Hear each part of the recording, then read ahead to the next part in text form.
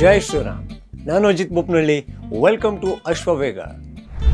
ಈ ಸಲದ್ದು ಈ ಪಂಚರಾಜ್ಯ ಇಲೆಕ್ಷನ್ನಲ್ಲಿ ಎಲ್ಲಾರ್ದು ಜಾಸ್ತಿ ಈ ಫೋಕಸ್ ಇದ್ದಿದ್ದು ಬಂಗಾಳದ ಮೇಲೆ ಆಗಿತ್ತು. ಯಾಕೆಂದರೆ ಈ ಸಲ ಬಂಗಾಳದಲ್ಲಿ ದೀದಿಯವರು ಸೋಲ್ತಾರೆ ಅಂತ ಎಲ್ಲ ಈ ಸಮೀಕ್ಷೆಗಳು ಇರ್ತಾವಲ್ಲ ಹೇಳ್ತಾ ಇದ್ದು.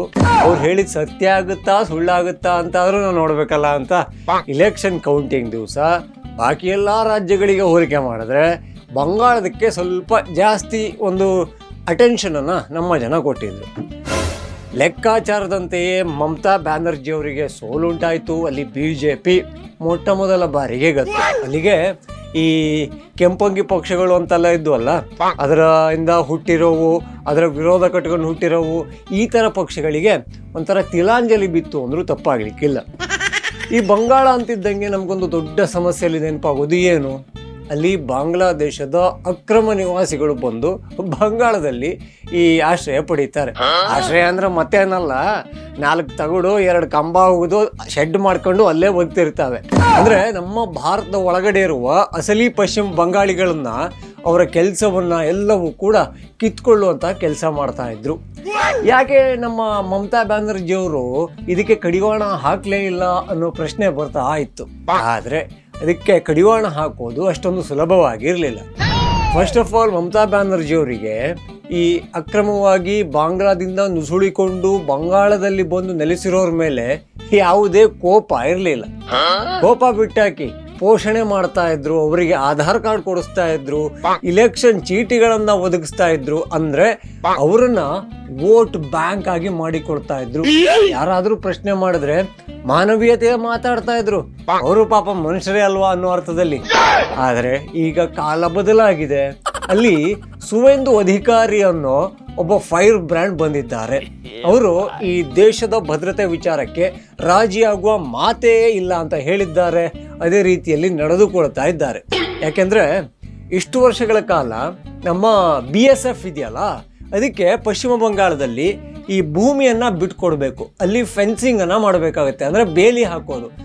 ಈ ಬಾಂಗ್ಲಾದೇಶದಿಂದ ಅಕ್ರಮವಾಗಿ ಒಳಗೆ ಬರೋದಕ್ಕೆ ಎಲ್ಲೆಲ್ಲ ತಡೆಗಳನ್ನ ಒಡ್ಡಬಹುದು ಆ ಕೆಲಸವನ್ನ ಸೈನ್ಯ ಮಾಡಬೇಕಾಗಿತ್ತು.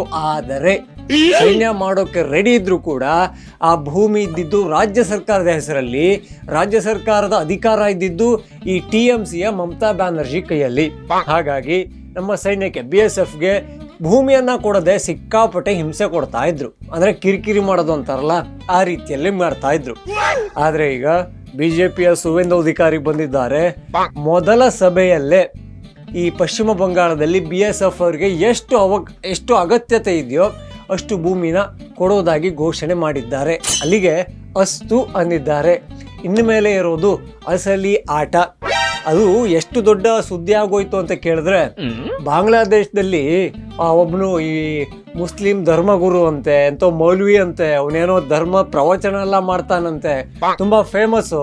ಅವನ ಹೆಸರನ್ನ ನೀವು ಕೇಳಿರ್ಬೋದು. ಭಾರತದ ವಿರುದ್ಧ ಪದೇ ಪದೇ ಮಾತಾಡ್ತಾನೆ. ಅವನ ಹೆಸರೇ ಮೌಲಾನಾ ಇನಾಯತುಲ್ಲಾ ಅಬ್ಬಾಸಿ ಅಂತ. ಸೊ ಆಯಪ್ಪ ಏನ್ ಹೇಳಿದಾನೆ ಅಂತ ಕೇಳಿದ್ರೆ, ಬಂಗಾಳದಲ್ಲಿ ಮುಸಲ್ಮಾನರೇನಾದ್ರೂ ಆರಾಮಾಗಿ ಇರೋದಕ್ಕೆ ಆಗಲ್ಲ ಅಂದ್ರೆ ಬಾಂಗ್ಲಾದಲ್ಲಿ ಹಿಂದೂಗಳು ಕೂಡ ಆರಾಮಾಗಿ ಇರೋದಕ್ಕೆ ಬಿಡೋದಿಲ್ಲ ಅಂತ ಹೇಳಿದ್ದಾನೆ. ಲೆಕ್ಕಾಚಾರದಂತೆ ಇಡೀ ಜಗತ್ತಲ್ಲಿ ಪಾಕಿಸ್ತಾನವನ್ನೂ ಸೇರಿಸ್ಕೊಂಡು, ಬಾಂಗ್ಲಾದೇಶವನ್ನೂ ಲಿಂಕ್ ಮಾಡಿಕೊಂಡು, ಅಫ್ಘಾನಿಸ್ತಾನವನ್ನೂ ಗುಡ್ಡೆ ಹಾಕೊಂಡು ಈ ಮುಸಲ್ಮಾನರಿದಾರಲ್ಲ, ಭಾರತದಷ್ಟು ಆರಾಮಾಗಿ ಸುರಕ್ಷಿತವಾಗಿ ನಿರ್ಭೀತಿಯಿಂದ ಬದುಕ್ತಾ ಇರೋ ದೇಶ ಇನ್ನೊಂದು ಇಲ್ಲ.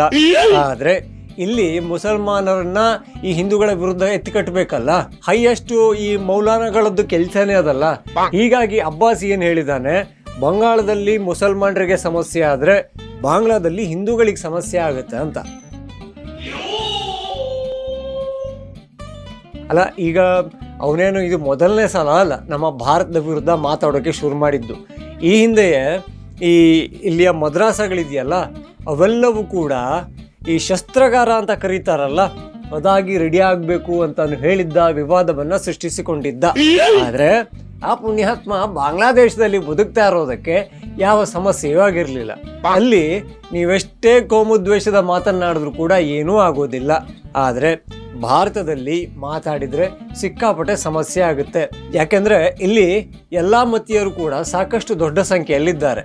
ಅದರಲ್ಲೂ ಕೆಲವು ಪಂಥಗಳಿಗೆ ಸ್ವಲ್ಪ ಟ್ರಿಗರ್ ಮಾಡ್ಬಿಟ್ರೆ ಮುಗೀತು. ಅಯ್ಯೋ ಎಲ್ಲಿ ಬೆಂಕಿ ಹಚ್ಚಬಹುದು, ಎಲ್ಲಿ ಕಲ್ಲು ಎಸಿಬಹುದು, ಎಲ್ಲಿ ಪೊಲೀಸ್ ಜೀಪನ್ನ ಸುಟ್ಟಾಕ್ಬೋದು, ಎಲ್ಲಿ ಪೊಲೀಸ್ ಠಾಣೆಗೆ ಕಲ್ಲನ್ನ ಎಸಿಬೋದು ಅಂತ ಯೋಚನೆ ಮಾಡ್ತಾನೆ ಇರ್ತಾರೆ. ಅದು ಕೂಡ ರಾತ್ರಿ 1 ಗಂಟೆಗೆ ಕೊತ್ತಂಬರಿ ಸೊಪ್ಪನ್ನ ತರುವಂತಹ ಈ ಕೆಲಸ ಇದ್ರೂ ಕೂಡ. ಸೊ ಇದನ್ನೆಲ್ಲ ನೋಡ್ಕೊಂಡು ಬಾಂಗ್ಲಾದೇಶಕ್ಕೆ ಯಾಕೆ ಕೂರ ಜಾಗದಲ್ಲಿ ಬೆಂಕಿ ಬಿದ್ದಿದೆ ಅಂತ ಅರ್ಥ ಆಗ್ತಾ ಇಲ್ಲ. ಸ್ಟಿಲ್ ಸುವೇಂದು ಅಧಿಕಾರಿ ಅವರು ಈ ದೇಶದ ಭದ್ರತೆ ವಿಚಾರಕ್ಕೆ ಬಂಗಾಳದ್ದೇನು ಜವಾಬ್ದಾರಿ ಇದೆಯಲ್ಲ ಅದರಲ್ಲಿ ರಾಜಿ ಆಗುವ ಪ್ರಶ್ನೆಯೇ ಇಲ್ಲ ಅಂತ ಹೇಳಿದ್ದಾರೆ. ಅದರ ಜೊತೆಗೆ ಇನ್ನೊಂದು ಕೆಲಸವನ್ನ ಮಾಡಿದ್ದಾರೆ. ಮಮತಾ ಬ್ಯಾನರ್ಜಿ ಅವರು ಈ ಅನಧಿಕೃತವಾಗಿ ಒಂದಿಷ್ಟು ಆಫೀಸರ್ಗಳನ್ನ ಎ ಗ್ರೇಡ್ ಆಫೀಸರ್ಗಳನ್ನ ಅಪಾಯಿಂಟ್ ಮಾಡ್ಕೊಂಡಿದ್ರು. ಅಂದ್ರೆ ಈಗ ಬೆಂಗಳೂರ್ದು ಎಕ್ಸಾಂಪಲ್ ತಗೊಂಡ್ರೆ ಈ ಗ್ರೇಟರ್ ಬೆಂಗಳೂರು ಅಥಾರಿಟಿ ಇಲ್ವಾ, ಇಲ್ಲಿ ನೀರು, ಪೌರ ಕಾರ್ಮಿಕರು, ಆ ರಸ್ತೆ, ಇನ್ನೊಂದು ಮತ್ತೊಂದು ಮಗದೊಂದು ಅಂತ ನೂರಾರು ರೀತಿಯಲ್ಲಿ ಈ ಬೇರೆ ಬೇರೆ ನಿಗಮಗಳೆಲ್ಲ ಇಲ್ವಾ, ಅದೇ ರೀತಿಯಲ್ಲಿ ಪಶ್ಚಿಮ ಬಂಗಾಳದಲ್ಲೂ ಇದೆ.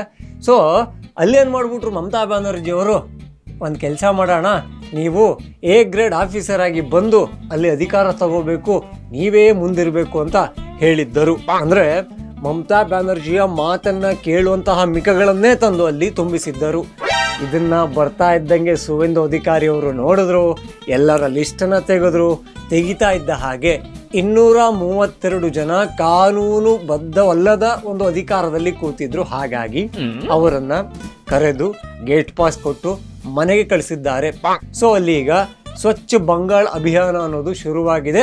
ಅಂದ್ರೆ ಖುಷಿ ಪಡಲೇಬೇಕಲ್ಲ, ಯಾಕಂದ್ರೆ ಯಾವುದೇ ಗೌರ್ಮೆಂಟ್ ಬಂದಾಗ ಫಸ್ಟ್ 3 ರಿಂದ 6 ತಿಂಗಳು ಹನಿಮೂನ್ ಪೀರಿಯಡ್ ಅಂತ ಕರೀತಾರೆ. ಅಂದ್ರೆ ನಿಮ್ದು ಸಂಪುಟ ರಚನೆ ಮಾಡ್ಕೋಬೇಕು, ಎಲ್ಲವನ್ನು ಕೂಡ ಬ್ಯಾಲೆನ್ಸ್ ಮಾಡ್ಕೋಬೇಕು, ಈಗ ಸಾಕಷ್ಟು ಕೆಲಸ ಇರುತ್ತೆ. ಆದ್ರೆ ಸುವೇಂದು ಅಧಿಕಾರಿ ಅವರು ಡೇ 1 ಸಿಕ್ಕಾಪಟ್ಟೆ ವರ್ಕ್ ಮಾಡ್ತಾ ಇದ್ದಾರೆ. ಅಂದ್ರೆ ಮೋದಿಯವರ ಹಾದಿಯಲ್ಲೇ ಹೋಗ್ತಾರಾ ಅಥವಾ ಮೋದಿಯವರಿಗಿಂತ ಕೆಲವು ವಿಚಾರಗಳಲ್ಲಿ ಕಟ್ಟರ್ ಅನಿಸ್ತಾರ ಅನ್ನೋದನ್ನ ನಾವು ಕಾದು ನೋಡಬೇಕಿದೆ. ಏನ್ ಹೇಳ್ತೀರಾ? ಇನ್ನು ಯಾರೆಲ್ಲ ಅಶ್ವವೇಗ ಚಾನಲ್ ಅನ್ನ ಸಬ್ಸ್ಕ್ರೈಬ್ ಮಾಡಿದ್ವು ಈ ಕೂಡಲೇ ಮಾಡಿ. ಹಾಗೆ ಎಲ್ಲ ವಿಡಿಯೋಗಳಿಗಾಗಿ ಬೆಲ್ ಐಕಾನ್ ಅನ್ನ ಒತ್ತಿ. ಜೈ ಶ್ರೀರಾಮ್.